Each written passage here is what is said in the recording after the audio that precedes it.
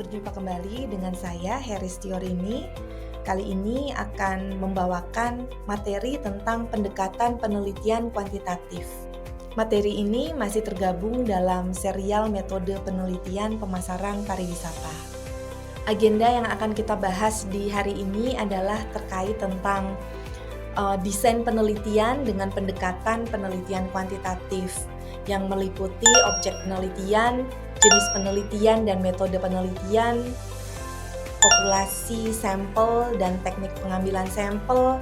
Sebelumnya ada jenis dan sumber data, kemudian teknik pengumpulan data, pengujian validitas dan reliabilitas, operasionalisasi variabel, dan juga rancangan analisis data. Kita mulai dari yang pertama, yaitu tentang objek penelitian. Objek penelitian itu menjelaskan tentang konteks penelitian, unit analisis, unit observasi, dan juga variabel dalam penelitian. Dalam objek penelitian, kita juga bisa menjelaskan tentang berbagai hal lain seperti lokasi penelitian, organisasi, dan juga alasan untuk memilih lokasi tersebut dalam penelitian kita.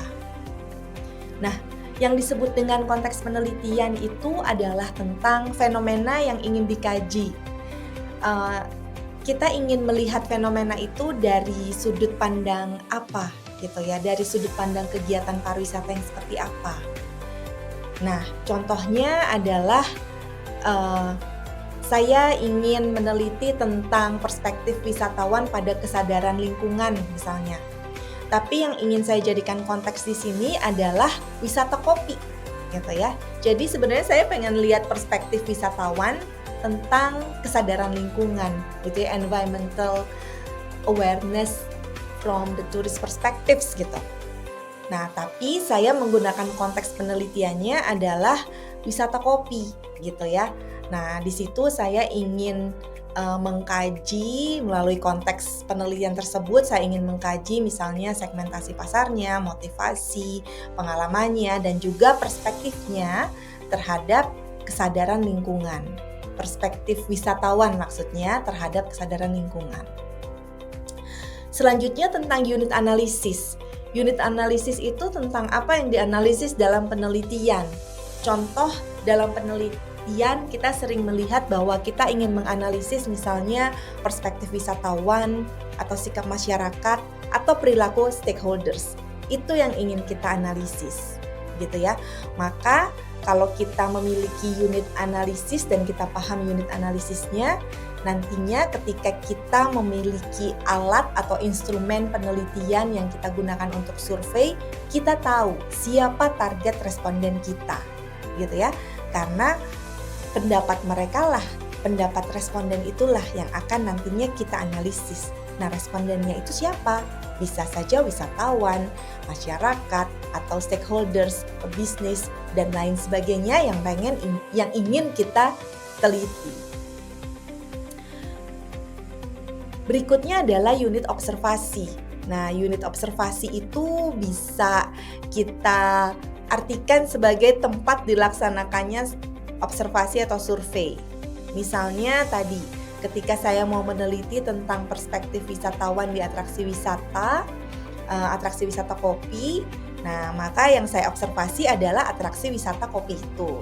Jadi saya observasi atraksi wisata kopi itu seperti apa sih, begitu ya. Lokasinya di mana aja, tipologinya seperti apa, begitu. Nah itu yang dianalisis. Bisa juga unit observasi itu adalah organisasi dalam masyarakat misalnya yang mengelola pariwisata, gitu ya. Bisa juga misalnya kita mengamati perilaku staf pada manajemen hotel atau restoran. Nah, ini menjadi unit observasi yang kita lakukan ketika kita atau yang kita pilih atau yang kita buat, gitu ya. Lalu dalam objek penelitian kita juga menjelaskan tentang variabel yang kita teliti. Apa yang disebut variabel? Jadi variabel itu adalah setiap konsep atau konstruk atau setiap hal gitu ya yang bersifat variabel gitu ya atau berubah nilainya. Nah, segala sesuatu yang sifatnya berbeda, bermacam-macam, dan juga bisa berubah gitu nilainya. Bisa bentuknya konsep atau juga konstruk. Nah, itu variabel. Pada umumnya kira-kira ada 2 variabel. Yang pertama dependent variable atau variabel tergantung gitu ya. Jadi dependent variable atau variabel tergantung itu adalah ketertarikan utama dari peneliti gitu ya. Variabel atau hal yang paling utama yang membuat peneliti itu memang tertarik untuk mengkaji lebih jauh begitu. Bagaimana perubahannya, bagaimana penjelasannya dan keterkaitannya dengan variabel lain yang dipilih. Jadi dependent variable itu adalah variabel utama gitu ya. Tujuan dari penelitian memang untuk memahami, memprediksi dan juga menjelaskan perubahan yang terjadi pada variabel dependent gitu ya. Nah, ini disebut dengan dependent variable atau variabel tergantung, atau bisa juga orang menyebutnya variabel akibat gitu ya. Nah, yang kedua adalah independent variable atau variabel bebas gitu ya. Variabel ini mempengaruhi variabel dependent, mempengaruhi variabel tergantung. Pengaruhnya itu bisa positif dan negatif gitu ya. Varians yang ada pada dependent variable itu tergantung akhirnya dari independent variable. Artinya banyak orang juga yang menyebut variabel independent ini sebagai variabel penyebab gitu ya. Nah, jadi memang variabel yang biasanya diteliti untuk penelitian kuantitatif itu ingin melihatkan keterkaitan variabel. Keterkaitannya bagaimana? Keterkaitannya adalah bagaimana antar variabel itu saling mempengaruhi satu sama lain. Berarti kan ada yang variabel dipengaruhi dan variabel yang mempengaruhi gitu ya. Nah, inilah dependent variable dan variabel independent variable. Nantinya dalam pertemuan-pertemuan selanjutnya juga akan dibahas tentang ragam variabel lainnya seperti intervening variable, moderating variable, dan juga dummy variable. Tapi untuk saat ini paling tidak 2 hal ini perlu dipahami oleh mahasiswa yang baru memulai ingin melakukan penelitian ilmiah, dependent variable dan independent variable. Berikutnya kita membahas tentang jenis dan metode penelitian kuantitatif. Apa saja sih sebenarnya ragam penelitian kuantitatif? Jadi penelitian kuantitatif itu ada yang sifatnya deskriptif, dia mendeskripsikan fenomena. Nah, biasanya nanti penjelasannya adalah kita mengetahui misalnya berapa banyak yang setuju, berapa banyak yang tidak setuju gitu ya, berapa banyak yang mau berkunjung ke satu tempat, berapa banyak yang tidak gitu ya. Jadi deskripsi itu mendeskripsikan fenomena saja gitu ya. Kemudian ada yang sifatnya eksploratif. Nah, kalau eksploratif ini mengeksplorasi fenomena gitu ya. Dan topik yang dikaji biasanya jarang diteliti gitu. Jadi kalau misalnya ingin mengetahui beberapa konsep yang tadinya memang jarang diteliti, atau fenomenanya jarang diteliti, misalnya kegiatan pariwisatanya juga jarang diteliti, belum banyak penelitian yang mengkaji hal itu, maka sifatnya adalah eksploratif gitu ya, jenis penelitian kuantitatifnya eksploratif. Ada juga penelitian yang bersifat explanatory. Kalau explanatory itu menjelaskan fenomena, ya misalnya memahami hubungan kausalitas, menguji model dan lain sebagainya gitu ya, itu explanatory, menjelaskan fenomena yang ada. Dan kemudian jenis penelitian kuantitatif lainnya adalah eksperimen atau mengadakan percobaan gitu ya. Kemudian dihitung, kita bisa mengukur gitu ya dari treatment atau percobaan satu dan lain, bagaimana variabel satu dan yang lain saling terkait dan lain sebagainya. Selanjutnya dalam penelitian kuantitatif ada hal lain lagi yang kita perlukan, yaitu mengetahui populasi yang akan kita teliti dan juga sampelnya. Nah, jadi kalau populasi itu adalah keseluruhan kategori gitu ya. Dari apa yang menjadi fokus perhatian dalam penelitian kita. Jadi total populasi ya keseluruhan. Kalau wisatawan yang datang ke Kota Bandung berarti keseluruhan wisatawan yang Kota Bandung. Tetapi dalam penelitian, seorang peneliti kan terbatas waktu, terbatas budget. Tapi bagaimana keterbatasan ini bisa tetap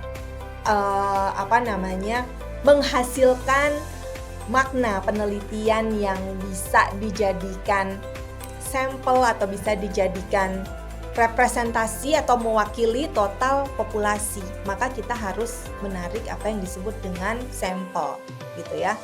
Nah, ketika ingin menarik sampel biasanya juga tidak sembarangan gitu ya. Ada beberapa prosedur yang harus diikuti agar sampel yang diambil itu jumlahnya representatif. Cara mengambil sampel juga harus dipahami agar apa? Agar mewakili populasi gitu ya. Nah, ini ada beberapa teknik pengambilan sampel tapi tidak akan kita bahas saat ini. Nanti saran saya mahasiswa bisa membaca dari bukunya tentang teknik pengambilan sampel. Ini beberapa yang perlu diperhatikan dalam pengambilan sampel. Kita lihat apa yang disebut dengan probability sampling dan juga non-probability sampling.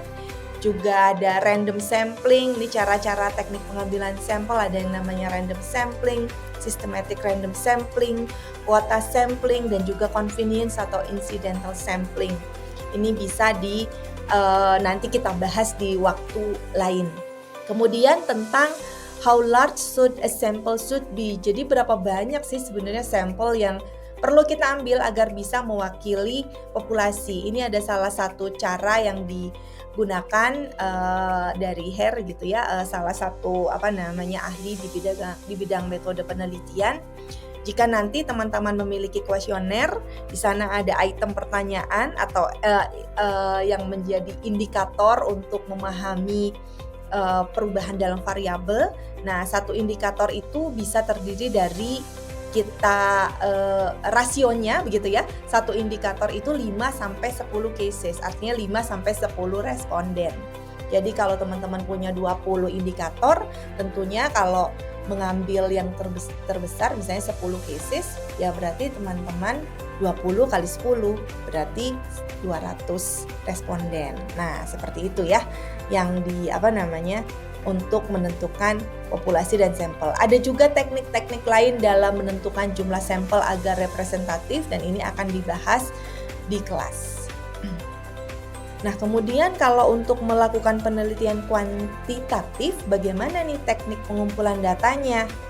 Nah, karena penelitian kuantitas itu biasanya terkait dengan angka gitu ya, maka ada beberapa hal yang bisa dilakukan nih. Teman-teman bisa ambil dari data sekunder, misalnya data statistik dari BPS, nih teman-teman dari ekonomi biasanya menggunakan data sekunder untuk membuat prediksi, rumus-rumus begitu ya, untuk memprediksi sesuatu hal. Nah, itu bisa diambil dari data statistik yang dikeluarkan oleh pemerintah atau dokumen perusahaan, misalnya ingin tahu tentang tingkat occupancy rate-nya, income-nya, dan lain sebagainya, untuk misalnya memprediksi sesuatu gitu, hitung-hitungan untuk forecasting atau memprediksi sesuatu, itu bisa diambil dari data sekunder. Atau teknik pengumpulan data, kalau mengumpulkan data primer bisa dari hasil observasi. Misalnya observasi ingin tahu berapa sih jumlah bis wisata yang datang ke taman wisata tertentu gitu ya, dihitung bisnya setiap hari, ada berapa jumlah bis, ada berapa jumlah motor, ada berapa jumlah kendaraan pribadi. Nah, itu bisa dilakukan secara dengan melakukan observasi gitu ya. Ada juga dengan melakukan survei atau kuesioner, memberikan kuesioner kepada responden gitu ya. Misalnya kita melakukan paper based kuesioner atau electronic based kuesioner. Nah, kuesioner ini ada yang self administered gitu ya. Biasanya self administer ini dijawab sendiri oleh si responden atau ada yang dibantu gitu ya, ada yang dibantu. Selanjutnya ada yang disebut dengan pengujian validitas dan reliabilitas. Ini untuk biasanya kita gunakan untuk penelitian yang menggunakan teknik pengumpulan datanya survei menggunakan kuesioner gitu ya. Kita ingin lihat validitas dan reliabilitasnya. Jadi kalau validitas itu apakah instrumen yang kita gunakan sesuai untuk mengukur variabel. Kalau reliabilitas apakah instrumen dapat diandalkan dalam mengukur variabel. Nah, ini diberi contoh. Kalau penggaris adalah alat yang valid untuk mengukur panjang. Nah, valid ya, tapi dia tidak reliable jika digunakan untuk mengukur panjang jalan. Nah, sama, kuesioner juga seperti itu. Maka sebelum misalnya kuesioner disebarkan ke responden yang jumlahnya misalnya 200, 300, 400 responden, biasanya kita ujikan dulu nih ke misalnya 30 responden, lalu kita hitung validitas dan reliabilitasnya. Jika sudah oke, validitas dianggap valid dan reliable nanti menggunakan alat statistik, maka kita bisa lanjutkan untuk melakukan penyebaran kuesioner gitu ya. Nah, dalam penelitian sosial, uji validitas dan reliabilitas juga digunakan untuk mengetahui satu, apakah indikator atau butir pertanyaan dipahami oleh responden. Nah, jadi ini ya, uji validitas dan reliabilitas. Kalau misalnya ternyata salah satu item pertanyaan di kuesioner tidak valid, kita coba untuk menulis ulang. Jangan-jangan kuesioner saya tidak dipahami oleh responden gitu ya. Nah, kemudian kita sebarkan lagi kuesionernya, hasilnya kita hitung lagi.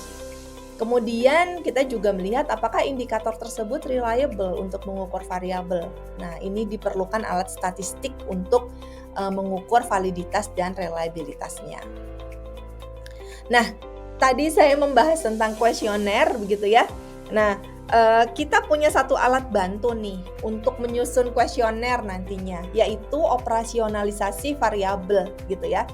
Operasionalisasi variabel itu sebenarnya alat bantu untuk menjelaskan variabel yang ingin kita teliti. Nah, variabel yang kita teliti itu kita perjelas dengan mencari konsep gitu ya, karena konsep itu menjelaskan variabel, kemudian ada subvariabel dan indikatornya. Dan indikator ini dijadikan pedoman untuk menyusun kuesioner dan instrumen penelitian. Jadi operasionalisasi variabel itu alat bantu dalam penelitian untuk menjaga konsistensi antara variabel yang ingin kita ukur, konsep dan teori yang kita gunakan gitu ya, karena konsep dan teori itu nantinya akan turun menjadi variabel, dan juga menyusun instrumen yang nanti digunakan dalam penelitian gitu ya. Jadi menjaga konsistensi itu, variabel, konsep, dan juga instrumen yang akan kita teliti. Dengan demikian data yang dihasilkan akan benar-benar mengukur variabel yang ingin dicari dalam penelitian gitu ya. Dan operasionalisasi variabel ini biasanya disajikan dalam bentuk tabel gitu ya. Nah, ini adalah contoh dari tabel operasionalisasi variabel. Jadi di dalam tabel ini ada variabel, subvariabel, konsepnya seperti apa, definisinya seperti apa gitu ya. Kemudian indikatornya seperti apa, lalu ukurannya bagaimana. Dan ukuran ini yang akan menjadi item pertanyaan dalam kuesioner. Kita menggunakan skala apa gitu ya. Skalanya biasanya minimal interval gitu ya. Kemudian ada item pertanyaan dalam kuesioner. Jadi kita bisa secara konsisten mempertanggungjawabkan antara konsep, antara variabel, konsep yang kita gunakan, ukuran yang kita gunakan, juga item pertanyaan yang kita berikan di dalam kuesioner. Karena memang instrumen kita untuk mengukur adalah kuesioner. Jadi bagaimana kuesioner itu bisa konsisten dengan konsep yang akan kita kaji, maka ada operasionalisasi variabel ini, tabel operasionalisasi variabel ini untuk membantu kita, gitu ya. Nah, ini contohnya misalnya, ada penelitian yang ingin mengkaji tentang variabelnya itu memorable tourism experience. Jadi ini masih sangat abstrak gitu ya, memorable tourism experience. Konsepnya apa? Definisinya apa? Gitu ya. Nah, ini nih dituliskan definisi dari konsep memorable tourism experience gitu ya. Bahwa ada 7 dimensi gitu ya untuk menjelaskan bagaimana suatu pengalaman wisata itu berkesan, itu ada 7 dimensi atau 7 unsur, misalnya ada hedonism, refreshment, local culture, meaningfulness, knowledge, involvement, dan novelty. Ini 7 hal ini yang membuat seorang wisatawan menjadi terkesan dan teringat terus tentang pengalaman berwisatanya, gitu ya. Nah, unsur hedonism ini apa gitu ya? Ini salah satu variabel yang ingin kita gali lebih dalam. Nah, kita bisa mencari konsepnya apa yang disebut hedonism. Lalu kita lihat indikatornya apa aja menurut para peneliti sebelumnya terkait tentang hedonism.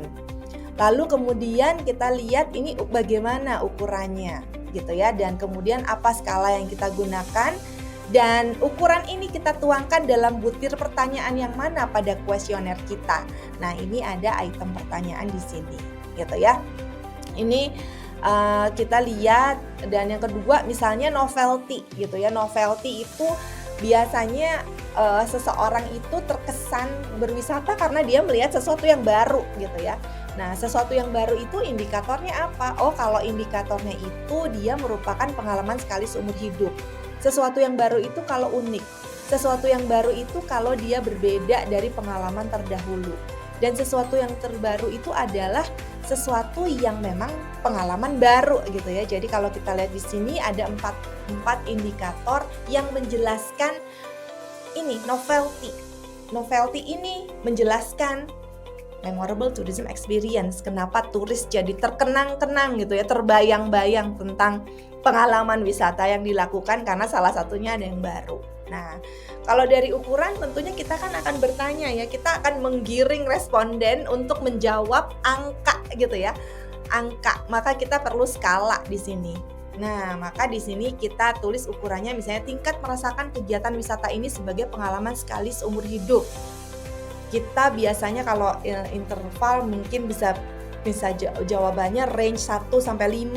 1 sangat tidak setuju sampai 5 sangat setuju misalnya. Nah, nanti responden akan merasa dia di range yang mana menanggapi ukuran, atau nantinya ketika kita buat dalam kuesioner pertanyaan yang menjelaskan ukuran ini gitu ya. Nah, ini operasionalisasi variabel. Baik, jadi saya menyarankan untuk peneliti pemula membuat operasionalisasi variabel ini untuk menjadi pedoman begitu ya, dalam menjaga konsistensi antara konsep yang digunakan, ukuran yang indikator yang dipilih, ukurannya, serta skala, dan kemudian relevansinya dengan item-item pertanyaan dalam kuesioner. Ya, selanjutnya merancang analisis data. Jadi secara umum ada 2 hal yang dilakukan untuk menganalisis data kualitatif, yaitu yang pertama explore and explain the relationship between variables. Jadi mengeksplorasi dan menjelaskan keterkaitan antar variabel, menganalisis hubungan sebab akibat, termasuk mencari keterkaitan antar variabel dan juga menguji model dari keterkaitan tersebut. Kemudian yang kedua adalah compare means, atau membedakan karakteristik rata-rata masing-masing kelompok begitu ya. Keduanya dapat dibantu oleh alat uji statistik. Nah, ini contoh-contoh saja alat uji statistik yang bisa digunakan. Misalnya kalau kita mau mengeksplorasi variabel atau keterkaitan variabel, mau menjelaskan relasi antar variabel, kita bisa menggunakan analisis faktor, exploratory factor analysis atau confirmatory factor analysis. Terus ada regresi sederhana, regresi berganda, path analysis, structural equation model, dan lain sebagainya. Kalau compare means, kita akan ingin tahu misalnya ada kelompok segmen yang berbeda nih, ada segmen anak-anak, ada segmen pemuda, dan ada segmen senior misalnya. Bagaimana nih pengalaman mereka nih dari kedua segmen itu kalau berkunjung ke satu destinasi misalnya. Kita pengen tahu ada nggak bedanya gitu ya dari masing-masing segmen ini ketika mereka berkunjung ke satu destinasi. Pengalaman yang berkesan ada nggak bedanya gitu misalnya. Nah, kita bisa menggunakan misalnya Pearson chi-square, independent sample t-test, pairs sample t-test, atau one-way ANOVA, atau non-parametric statistik. Nah, ini beberapa alat statistik yang bisa kita gunakan untuk menguji gitu ya variabel yang kita teliti gitu. Baik, terima kasih banyak untuk perhatiannya. Kita sudahi dulu materi kita hari ini. Sampai jumpa di pertemuan selanjutnya.